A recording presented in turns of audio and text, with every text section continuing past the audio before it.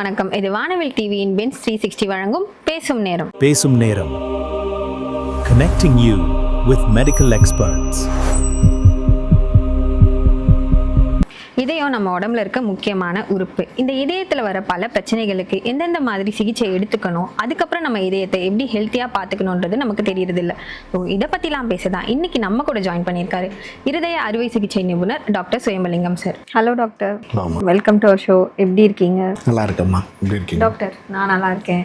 இப்போது இதய நோய், இப்போ நம்ம ஏற்கனவே ஒரு வாட்டி நம்ம பேசியிருந்தோம் இதய நோய் பற்றி காமனான கொஷின்ஸ்லாம் பேசணும். இப்போது இதய நோய் வருதுல்ல, அதுக்கு ஏதாவது வயது வரம்பு இருக்கா? ஏன்னா 40 வயசுக்கு அப்புறம் தான் ஹார்ட் அட்டாக் வரும் அந்த மாதிரிலாம் சொல்கிறாங்க. இல்லை சின்ன பசங்களுக்கும் வர சான்ஸ் இருக்கா? இதய நோய் சிறிய வயதுலேருந்தே இருக்கலாமா? இதய நோய்க்கு வயது பாகுபாடெல்லாம் இல்லை. பிறவி குறைபாடுகள் சொல்கிறாங்கல்ல, அது சம்மந்தமான வியாதிகள் பிறந்த குழந்தையிலேருந்தே இருக்கலாம். சரியா? இருதயத்தில் ஓட்டை இருக்குதுன்னு சொல்கிறாங்கல்ல, அது அந்த ஏஎஸ்டி விஎஸ்டின்னு சொல்லணும். அந்த மாதிரியான இதெல்லாம் பிறக்கும் போதே இருக்கும் குழந்தைங்களுக்கு. அதனால் பிறவி குறைபாடும் உண்டு, சின்ன வயசு குழந்தைங்கள்லேருந்து இருக்கும். இது இல்லாமல் எல்லா வயதினருக்கும் அந்தந்த வயதுக்கு ஏற்ற மாதிரியான பாதிப்புகள் வர்றதுக்கு வாய்ப்பு இருக்குது. இந்த இதய நோய் ஜெனட்டிக்காக ஏதாவது வருமா doctor? Genetic related heart problems நிறையவே இருக்குது. இப்போ இந்த பிறவி குறைபாடுகளே நிறையா ஜெனட்டிக் ரிலேட்டட் இருக்குது. அது இல்லாமல் ஹார்ட் அட்டாக் ரிலேட்டட் இதெல்லாம் சொன்னோம்ல, அந்த மாதிரி இதுவுமே இரத்த குழாய் குறைபாடுகள் எல்லாமே இருக்குது. கரோனரி ஆர்டரி அனாமலிஸ்ன்னு சொல்லுவோம், அதுவுமே இருக்குது. இப்போ ஹார்ட் அட்டாக் அப்படின்னு நம்ம சொல்கிறோம்ல டாக்டர், அதுக்கு எந்தெந்த மாதிரியான ட்ரீட்மெண்ட்ஸ்லாம் எடுத்துக்கணும் நம்ம ஹார்ட் அட்டாக் வந்ததுக்கப்புறம்? இல்லை ட்ரீட்மெண்ட்ஸ்னு பார்த்திங்கன்னா உங்களுக்கு எந்த அளவுக்கு பாதிப்பு இருக்கோ அதுக்கேற்ற மாதிரி ஒரு சிலது மருந்துகள்லையே இப்போ அடைப்பை கரைக்கலாம், அதுக்கடுத்து ஆஞ்சியோபிளாஸ்டி அந்த மாதிரி செய்யலாம். ஒரு சிலருக்கு பைபாஸ் மாதிரி தேவைப்படலாம். ஸோ எந்த அளவுக்கு அடைப்பு இருக்கோ அதுக்கேற்ற மாதிரியான ட்ரீட்மெண்ட் தேவைப்படும். இப்போ இந்த ஆஞ்சியோபிளாஸ்டியா அப்படின்னு சொன்னீங்களா, அப்படின்னா என்ன டாக்டர்? ஏன்னா நிறைய பேர் சொல்லுவாங்க ஹார்ட் அட்டாக் வந்துச்சுன்னா நாங்கள் ஆஞ்சியோ பண்ணோம் அப்படின்னா என்ன? ஆஞ்சியோன்றது ரெண்டு, முதல்ல ஆஞ்சியோகிராம்னு இருக்குது, ஆஞ்சியோபிளாஸ்டி இருக்குது. பெரும்பாலும் மக்கள் இதில் ஒரு குழப்பத்தை ஏற்படுத்திக்குவாங்க. ஆஞ்சியோகிராம்ன்றது நீங்கள் எப்படி ஒரு இசிஜி எக்கோலாம் சொல்கிறீங்களோ அதே மாதிரி இருதயத்துக்குள்ளே டை இன்ஜெக்ட் பண்ணி அந்த இருதயத்தோட ரத்த ஓட்டத்தை வீடியோவை பார்க்குறது தான் ஆஞ்சியோகிராம். ஆஞ்சியோபிளாஸ்டின்றது நீங்கள் இப்போ இந்த மாதிரி அடப்பு இருக்கும்போது அதுக்கு ஸ்டென்ட் வைக்கிறது தான் ஆஞ்சியோபிளாஸ்டி. குழந்தைங்களுக்கு கூட இதே பிரச்சனை வருமா? ஏன்னா குழந்தைங்களுக்கு, நம்ம பெரியவங்களுக்கு வந்தால் வலி வருதுன்னு தெரிஞ்சுக்கிறோம், அதை வச்சு கண்டுபிடிக்கிறோம். இப்போ குழந்தைங்களுக்கு வருதுன்றது நம்ம எப்படி, எந்த சிம்டம்ஸ் மூலமாக தெரியும்? குழந்தைகளுக்கும் அவங்களுக்கு உண்டான அறிகுறிகள் எல்லாமே இருக்கும். இப்போ நம்ம முதல்ல சொன்ன மாதிரி நெஞ்சு வலி, படபடப்பு வரலாம், மூச்சிறைப்பு வரலாம். இது குழந்தைங்களுக்கு வர பிரச்சனை சைனோட்டிக், ஏசைனோட்டிக்னு சொல்லுவோம். அதாவது நீல நிறமாகிறது. சரியா? உடலில் ஒரு சில பகுதிகள் நீளம் பூத்த மாதிரி, ஒரு சில குழந்தைகள் அழுததும் அப்படி நீளமாகுதுன்னெலாம் சொல்லுவாங்கள்ல, அந்த இதெல்லாம் சைனோட்டிக் கன்ஜெனிட்டல் ஹார்ட் டிசீஸ், அந்த பிறவி குறைபாடுகள். இது நல்ல ரத்தமும் கெட்ட ரத்தமும் கலப்பதனால் அந்த இது நீளம் பூத்த இது மாதிரி ஆகிறது. இதுவுமே ஒரு அறிகுறி. குழந்தை அழுதுட்டு நீளம் பூத்த மாதிரி ஆகுது அப்படின்னா அந்த குழந்தைக்கு இருதய குறைபாடு இருக்கிறதுக்கு வாய்ப்பு இருக்குது. இது இல்லாமல் குழந்தை விளையாடிட்டு வந்ததும் ரொம்ப நேரத்துக்கு படபடப்பு இருக்குது அப்படின்னு சொல்லுவாங்க. ரொம்ப நேரம் சாதாரணமாக ஓடிட்டு வந்தால் படபடப்பு ரொம்ப நேரத்துக்கு இருக்கும். சரியா? அவங்களால ஆக்டிவாக எதுவும் இருக்காது. அதே மாதிரி குழந்தைகள் வளர்ச்சி பிரச்சனைகளும் இருக்கலாம். இதெல்லாமே குழந்தைகளுக்கு ஒரு சில அறிகுறிகள். இந்த மாதிரி ஹார்ட் அட்டாக் ஏதாவது ப்ராப்ளம் வருதுன்னும் போது எந்த டாக்டரை ஃபஸ்ட்டு போய் பார்க்கணும்? ஏன்னா இப்போ இங்கே நகரப்புறத்தில் இருக்கவங்கலாம் டேரெக்டாக அந்த ஸ்பெஷலிஸ்ட்கிட்டே போகிறாங்க. இப்போ கிராமத்தில் இருக்கவங்கலாம் பக்கத்தில் ஒரு டாக்டர் இருக்காங்கன்னா அங்கே தானே போய் பார்ப்பாங்க. இப்போ ஜென்ரல் ஃபிசிஷியன் கிட்டே போய் பார்க்கலாமா அவங்க? பார்க்கலாமா? இப்போ ஒரு நான் முதல்ல சொன்ன மாதிரி நீங்கள் இதய வலி வந்தோடனே முதலில் அருகாமையில் உள்ள நல்ல மருத்துவமனைக்கு முதல் உதவிக்கு போயிருங்க. சரியா? உங்களுக்கு ஒரு ஜென்ரல் ஃபிசிஷியன்றாலே அவங்களே உங்களுக்கு ஹார்ட் அட்டாக்கை கண்டுபிடிச்சி அதுக்கு தேவையான ஆரம்ப கட்ட மருந்துகளை கொடுத்துருவாங்க. ஓரளவுக்கு அவங்க ஸ்டெபிலைஸ் ஆன பிறகு கேத்லாப் இந்த மாதிரி வசதி உள்ள மருத்துவமனைக்கு ஷிஃப்ட் ஆகி அங்கே ஃபர்தர் ட்ரீட்மெண்ட் பண்ணிக்கவும் செய்யலாம். அங்கே போனீங்கன்னா உங்களுக்கு கார்டியாலஜிஸ்ட் அவைலபிலிட்டி இருப்பாங்க. ஸோ உங்களுக்கு கேத்லாபில் உங்களுக்கு ஆஞ்சியோ பண்ணி என்னன்றதை கண்டுபிடிச்சி சொல்லுவாங்க. நீங்கள் கார்டியோ சர்ஜன், ஆனால் இப்போ கார்டியாலஜிஸ்ட் கிட்ட போனால் அப்போ அவங்களுக்கு என்ன வித்தியாசம்? கார்டியாலஜிஸ்ட்ன்றது இப்போ எப்படி உங்களுக்கு பொது மருத்துவர், பொது அறுவை சிகிச்சை நிபுணர் இருக்காங்களோ அதே மாதிரி அவங்க இதய மருத்துவ நிபுணர்கள், நாங்கள் இதய அறுவை சிகிச்சை நிபுணர்கள். சரியா? இப்போ நான் கேத்லாப் போயிட்டு இது இப்போ ஆஞ்சியோகிராம் பண்ணுறது, ஆஞ்சியோபிளாஸ்டி இதெல்லாம் கார்டியாலஜிஸ்ட் செய்வாங்க. உங்களுக்கு இதில் இப்போ பைபாஸ் சர்ஜரி, மற்ற வால்வ் ரீப்ளேஸ்மெண்ட்ஸ், இந்த மாதிரி இது மற்ற டிரான்ஸ்பிளான்ட்ஸ், இந்த மாதிரி இதெல்லாம் வந்து கார்டியாக் சர்ஜன் பண்ணுவோம்.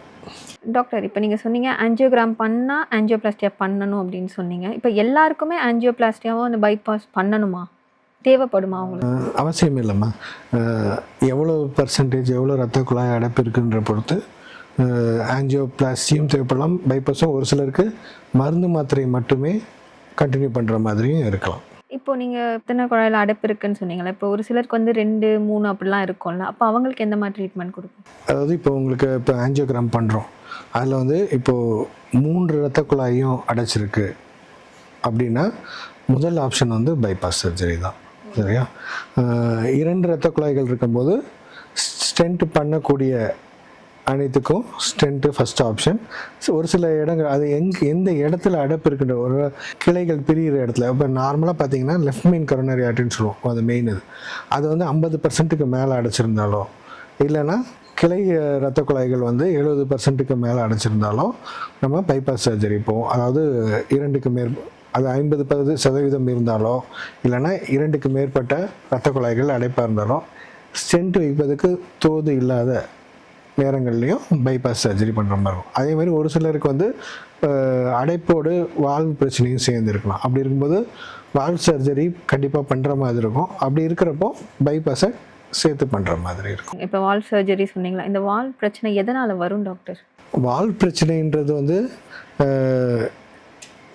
நம்ம ஊரில் இப்போ வால்வுன்றது ஆக்சுவலாக பார்த்திங்கன்னா இருதயத்தில் நம்ம மேலே ரத்த குழாய் இருக்கும், இருதயத்தில் 4 அறை இருக்குது, அது ஒவ்வொன்றுத்துக்கும் நடுவில் ரத்தம் வந்து ரிவர்ஸ் ஆகாமல் இருக்கிறதுக்கு வால்வ்ஸ் இருக்கும். எப்படி இந்த பைப்புகளில் வந்து வால்வுகள் ரிட்டர்ன் ஆகாமல் இருக்கிறதுக்கு இருக்கும், அதே மாதிரி இருதயத்துலேயும் இருக்குது. இது ஒன்று சுருங்கினாலோ இல்லது லீக் ஆக ஆரம்பித்தாலோ இருதயத்துக்கு பாதிப்பு ஏற்படலாம். அப்போது அந்த வால்வு மாற்று அறுவை சிகிச்சையோ இல்லை வால்வு ரிப்பேரோ செய்ய வேண்டியிருக்கும். சாதாரணமான காரணம் பார்த்திங்கன்னா நம்ம ஊரில் வந்து ருமேட்டிக் ஹார்ட் டிசீஸ் தான் காமனாக வால்வுக்கான லீஷன். இதுக்கு அடுத்து பார்த்திங்கன்னா இங்கே அட்டாக் வர சொன்னால, அட்டாக் வர்றதுனால இது தசை நார்கள் பாதித்து அதனால் வால்வு வந்து அந்த தசை நார்களில் போய் அட்டாச் ஆகிருக்கும். அது பாதிக்கிறதுனால அது செயலிழந்து அதனால் வால்வு மாற்ற வேண்டியும் வரலாம். டாக்டர், இப்போ வந்து ஹார்ட் அட்டாக் வந்தால் உடனே வலி வந்து ட்ரீட்மெண்ட் பண்ணிடணும்னு போயிடுறாங்க. இப்போ ஹார்ட் அட்டாக் இல்லாமல் வேறு ஏதாவது பிரச்சனை, லைக் இந்த ஹார்ட்டில் அடைப்பு இருக்குது அப்படின்னு சொல்லிட்டு அவங்களுக்கு இந்த ஆஞ்சியோபிளாஸ்டோ இல்லை பைபாஸ் அது பண்ணணும்னு சொல்கிறாங்கல்ல, அது எவ்வளோ நாளுக்குள்ளே பண்ணணும்? ஏன்னா டாக்டர் சஜஸ்ட் பண்ணதுக்கப்புறம். அது இப்போ நீங்கள் ஆஞ்சியோகிராம் பண்ணிட்டீங்க, ஆஞ்சியோகிராம் பண்ணிவிட்டு ஏதாவது ஒரு ரீவாஸ்குலரைசேஷன், அதாவது ஆஞ்சியோபிளாஸ்டியோ இல்லைன்னா பைபாஸோ பண்ணணும்னு அறிவுறுத்தினது வந்து எவ்வளோ சீக்கிரமாக பண்ணிக்கிறீங்களோ அவ்வளோ நல்லது. ஏன்னா இருதயம் வந்து இப்போ உங்களுக்கு ஒரு அட்டாக்கே வந்துருச்சு, நீங்கள் ஏற்கனவே சொன்னீங்களா 2வது அட்டாக், திருப்பி அடுத்து இன்னொரு முறை அதே மாதிரி ஒரு மயோகார்டியல் இன்ஃபெக்ஷன் சொல்லுவோம், திருப்பி ஒரு ரீஎம்ஐ வர்றதுக்கு இத்தனை நாளுக்குள்ளே தான் வரும், இவ்வளோ நாள் கழிச்சு வராது அப்படின்ற எந்த ஒரு இதுவும் கிடையாது. வந்து சில மணி நேரங்கள்லேயே கூட திருப்பி வரலாம். சரியா? அதனால் நீங்கள் எவ்வளவு வேகமாக வைத்தியம் எடுத்துக்கிறீங்களோ அது நல்லது. ஏன்னா நீங்கள் நாட்கள் தள்ள தள்ள உங்களுடைய இருதயத்தோட பம்பிங் இது வந்து குறைய ஆரம்பிக்கும். நான் சொன்னால இந்த தசை நார்கள்லாம் பாதித்து வால்வுகள் பாதிக்கலாம். இந்த மாதிரியான இதனால் வரக்கூடிய பாதிப்புகள் எல்லாமே வந்து அதிகரிக்கிறதுக்கு வாய்ப்பு இருக்குது. ஒரு நாள் பட ரத்த ஓட்டமே இல்லாமல் அந்த இருதயம் இருக்கும்போது அந்த இருதய செல்கள் பாதிப்பதற்கான வாய்ப்புகள் ரொம்ப அதிகமாக இருக்கும். அதனால் உங்களுக்கு அந்த நோயை கண்டுபிடிச்சதுலேருந்து எவ்வளவு சீக்கிரமாக இந்த வைத்தியங்களை மேற்கொள்கிறீங்களோ அவ்வளவு உங்கள் உயிருக்கு பாதுகாப்பானது. நீங்கள் இந்த பைபாஸ் சர்ஜரி அப்படின்னு ஒன்று சொன்னீங்களா, அந்த சர்ஜரியில் என்ன பண்ணுவாங்க டாக்டர்? நான் முதல்ல சொன்ன மாதிரி ஆஞ்சியோபிளாஸ்டி ஸ்டென்ட்னு சொல்லியிருந்தேன். அதாவது ஆஞ்சியோபிளாஸ்டியில் என்ன பண்ணுவாங்கன்னா அந்த ரத்த குழாய் உள்ளே போய் அந்த அடைப்பை வந்து ஒரு கைடு ஒயர் மூலமாக உள்ளே கொண்டு போய் அது வழியாக ஸ்டென்ட்டு வச்சு அதை வந்து அந்த அடைப்பை வந்து விரித்து அந்த ரத்த குழாய் வந்து போதுமான அளவுக்கு விரித்து விடுவாங்க. அதனால் அந்த ரத்த ஓட்டம் திருப்பி பழைய மாதிரி அது வழியாக சீராக போகும். பைபாஸில் என்ன பண்ணுவோன்னா அடைப்பு இருக்குது, அந்த அடைப்பு வந்து அதுக்கு முன் பகுதியிலேருந்து இதில் வந்து 2-3 இது இருக்குது. அதாவது கால் நரம்பு எடுத்து போடுறது, அதே மார்க்கூட்டிலே வந்து இப்போ லீமா ரீமா அப்படின்லாம் சொல்லுவோம். உள்ளேயே வந்து ரத்த குழாய்கள் இருக்குது, ஆர்ட்ரிஸ் இருக்குது.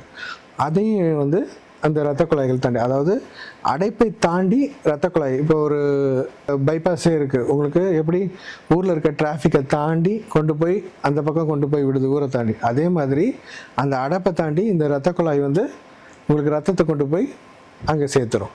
அதுதான் பைபாஸ் சர்ஜரின்னு அதனால தான் சொல்கிறது. நீங்கள் இப்போ இந்த பைபாஸ் சர்ஜரி இந்த மாதிரி சர்ஜரிஸ்லாம் பண்ணோம்னா ஹார்ட்டுக்கு, அது பண்ணதுக்கப்புறம் ஊர்லலாம் சொல்லுவாங்க என்னென்னா, இந்த மாதிரி சர்ஜரி பண்ணிட்டு வந்தால் குளிக்கக்கூடாது, அது உங்களுக்கு இன்ஃபெக்ஷன் ஆகிடும், அதனால குளிக்கக்கூடாதுன்னு சொல்லுவாங்க. அது உண்மையா? இல்லைம்மா, இந்த இதுன்னு இல்லை, பெரும்பாலுமே ஒரு காயத்தை வந்து எவ்வளோ சுத்தமாக வச்சுக்கிறோமோ அது ஆறுறதுக்கும் சரி, கிருமிகள் பிடிக்காமல் இருக்கிறதுக்கும் அவ்வளோ நல்லது. நாங்கள் பெரும்பாலுமே மருத்துவமனையிலேயே பேஷண்ட்ஸ் வந்து குளிக்கிறத வந்து என்கரேஜ் பண்ணோம். ஒரு 3-4 டேஸ்க்கு அப்புறம் அவங்க டிஸ்சார்ஜுக்கு முன்னாடியே இங்கேயே குளிக்க சொல்லிடுவோம். ஓரளவுக்கு அந்த காயம் வந்து சிறிதளவு காய்ந்த உடனேயே நம்ம வந்து தாராளமாக குளிக்கலாம். தண்ணி பற்றி நல்லா சோப்பு நிறைய வைத்து நல்லா தேய்ச்சி குளிக்கலாம். சுத்தமாக அதை எவ்வளோ வச்சுக்கிறோமோ அவ்வளோ வந்து கிருமி பிடிக்காமல் இருக்கிறதுக்கான பாதுகாப்பு. இந்த மாதிரி ஓப்பன் ஹார்ட் சர்ஜரிலாம் பண்ணதுக்கப்புறம் அவங்களோட normal day to day life இருக்குது, அப்புறம் அவங்க வேலைக்கு போகிறதுலாம் இருக்குல்ல, அதெல்லாம் செய்ய முடியுமா? கண்டிப்பாக முடியும். நம்ம இதெல்லாம் பண்ணுறதே நம்ம நார்மலான ஒரு லைஃப் லீட் பண்ணுறதுக்காக இதெல்லாம் பண்ணுறோம். இதெல்லாம் பண்ணி நம்மளால் அது ஒரு குறைபாடு ஆகும்னா அதை நம்ம பண்ணவே தேவையில்லையே. அதனால் கடுமையான வேலை செய்கிறவர்களே நிறைய பேர் வந்து ஆப்ரேஷன் முடிச்சுட்டு பல பேர் வந்து தங்களுடைய ரொட்டீனான வேலைகளை செஞ்சுக்கிட்டு தான் இருக்காங்க. அது எந்த பாதிப்பும் இருக்காதுமா. ஒரு குறிப்பிட்ட காலத்துக்கு, ஏன்னா ஓப்பன் ஹார்ட் சர்ஜரி பண்ணும்போது நம்ம நெஞ்சு எலும்பை ஓப்பன் பண்ணி பண்ணுவோம். அதனால் அந்த எலும்பு கூடுற வரைக்கும் கொஞ்சம் வலி இந்த மாதிரியான பிரச்சனை இருக்கும். அப்போ கொஞ்சம் கடுமையான வேலைகளை அவாய்ட் பண்ண வேண்டியிருக்கும். மற்றபடி ஒரு குறிப்பிட்ட காலத்துக்கு அப்புறம் நம்மளால் ரொட்டீனான வேலைகள் வழக்கமாக நீங்கள் செஞ்சுட்டு இருக்க வேலையை கண்டினியூ பண்ண முடியும். இந்த ஆஃப்டர் சர்ஜரிக்கு அப்புறம் அவங்க என்னென்ன மாதிரி விஷயம், அதாவது ஃபுட்டாக இருக்கட்டும் இல்லை ஒர்க் பண்ணுறதா இருக்கும், அதெல்லாம் என்னெல்லாம் ஃபாலோ பண்ணணும், இதெல்லாம் பண்ணக்கூடாது டாக்டர்? முன்னாடி போன இதில் சொன்ன மாதிரியே தான், நல்ல சுகாதாரமான உணவு, ஆரோக்கியமான உணவு மெயின், மிதமான நடைப்பயிற்சி இது மெயினாக இருக்கணும். இந்த கொழுப்பு மிகுதியான உணவுப் பொருட்களை அவாய்ட் பண்ணுறது, அது ரொம்ப பொரிச்ச உணவுகள், அப்புறம் இந்த junk foods, high calorie diet, இதை மெயினாக அவாய்ட் பண்ணுறது நல்லது. அதே மாதிரி சிகரெட்டு பழக்கம், அப்புறம் மது, இதை கொஞ்சம் ஓரளவுக்கு குறைச்சிக்கிறது நல்லது. மொத்தமாக அவாய்ட் பண்ணால் ரொம்ப நல்லது. டாக்டர், இப்போ நீங்கள் சொன்னீங்க இந்த ஸ்டண்ட்டு, பைபாஸ் அதெல்லாம் பண்ணதுக்கப்புறம் சில பேர் இந்த டேப்லெட் கண்டினியூ பண்ணணும்னு சொல்கிறாங்க, சில பேர் அலட்சியமாக விட்டுட்டு அந்த டேப்லெட்லாம் நிறுத்திடுறாங்க, அது சரியா? கண்டிப்பாக சரி கிடையாது. நீங்கள் இப்போ உங்களுக்கு இயற்கையான ரத்த குழாயை அடைக்கும்போது நம்ம செயற்கையாக எடுத்து போட்டு ரத்த குழாயும் அடைக்கிறதுக்கு வாய்ப்பு இருக்குது. ஸ்டென்ட் வைக்கும்போது அந்த ஸ்டென்ட் திருப்பி வந்து த்ராம்போஸ் ஆகிறதுக்கு வாய்ப்பு இருக்குது. அதனால் மாத்திரை வந்து ரெகுலராக கண்டிப்பாக போடணும். ஒரு சில மாத்திரைகள், இப்போ அது நம்ம இது உறைவுத்தன்மையை குறைக்கக்கூடிய ஒரு சில மாத்திரைகள், அப்புறம் கொழுப்பு அடையாமல் இருக்கிறதுக்கான மாத்திரைகள்லாம் போடணும். அது கண்டிப்பாக எப்பயுமே போட வேண்டியிருக்கும். நடுவில் நிறுத்தக்கூடாது. நிறுத்தினா திருப்பி பழைய மாதிரியான பாதிப்பு வர்றதுக்கு வாய்ப்பு உண்டு. அதுக்கப்புறம் நீங்கள் இந்த வேல் பிரச்சனை நம்ம பேசிகிட்டு இருந்தோம்ல, அப்போ பேசும்போது இந்த ரூமேட்டிக் சம்திங் ஏதோ ஒன்று சொன்னீங்கல்ல, அப்படின்னா என்ன? Rheumatic heart disease. Rheumatic heart டிசீஸ்ன்றது ருமேட்டிக் ஃபீவர் அப்படின்ற ஒரு ஜுரத்தை, அதாவது சரவாங்கி ஜுரம்னு சொல்லுவாங்க. சின்ன வயதிலேயே உங்களுக்கு வந்து தொண்டை கரப்போட ஜுரம் சேர்ந்து வரும். சரியா? இது ஒரு கிருமினால் வர்றது. இதை சரியான முறையில் வைத்தியம் பண்ணாமல் விடும்போது அதுக்குண்டான எதிர்ப்பு நம்ம உடம்புல உருவாகி அதுவே நம்முடைய வாழ்வை வந்து பாதிக்க ஆரம்பிச்சிடும். அதனால் இது அப்பத்துலேருந்து கொஞ்சம் கொஞ்சமாக ஒவ்வொரு இருதய வாழ்வும் வந்து பாதிக்க ஆரம்பித்து பின்னால் அது நான் சொன்ன வால்வ் சர்ஜரிஸ் பண்ணுற மாதிரி அது ஒன்று அடைப்போ இல்லைன்னா லீக்கோ ஆகிறதுக்கு வாய்ப்பாகும். அதுக்கான ஆப்ரேஷன் பண்ணுற மாதிரியான பிற்காலத்தில் தேவைப்படலாம். ஒரு சிலருக்கு கம்மி வயதிலேயே இதோட வீரியம் அதிகமாக இருக்கும்போது கம்மி வயதுலேயே அவங்களுக்கு வால்வ் மாற்ற வேண்டிய அவசியம் வரவும் செய்யும். இப்போது இந்த படங்கள்லாம் நிறைய படங்களில் சொல்லுவாங்க, ஹார்ட்டில் வந்து எனக்கு ஃபேஸ் மேக்கர் வச்சுருக்காங்க அப்படின்னு சொன்னாங்க. அப்படி ஃபேஸ் மேக்கர்னால் என்ன, அது எதுக்காக வைக்கிறாங்க? பேஸ் மேக்கர் எதுக்காக வைக்கிறோன்னா, இப்போ நம்ம இதையும் வந்து சாதாரணமாக ஒரு நிமிஷத்துக்கு இவ்வளோ நேரம் துடிக்கணும் அப்படின்றது இருக்குது. உங்களுக்கு போதுமான அளவுக்கு நம்ம, அதாவது ஒரு 60 துடிப்பாவது நம்ம இருதயம் வந்து ஒரு நிமிஷத்துக்கு கண்டிப்பாக துடிக்கும். அதுக்கு குறைவாக துடிக்கும்போது, இப்போ ஒரு சிலருக்கு பார்த்திங்கன்னா 45, 50 இந்த மாதிரியாக துடிக்கும். அதாவது இருதயம் குறைவாக துடிக்கும்போது நமக்கு போதுமான ரத்த ஓட்டம் வந்து எல்லா உறுப்புக்கும் கிடைக்காது. ஸோ எவ்வளவு துடிக்கிறோமோ அந்த அளவுக்கு துடிச்சாதான் அதுக்கு தேவையான ரத்தத்தை அதால் கொடுக்க முடியும். அது என்ன பம்பிங்னு சொன்னால அதுவும் ஒரு காரணி தான். அதுவும் பம்பிங் குறைபாடாக இருக்கும்போதும் உங்களுக்கு போதுமான ரத்த ஓட்டம் கிடைக்காது.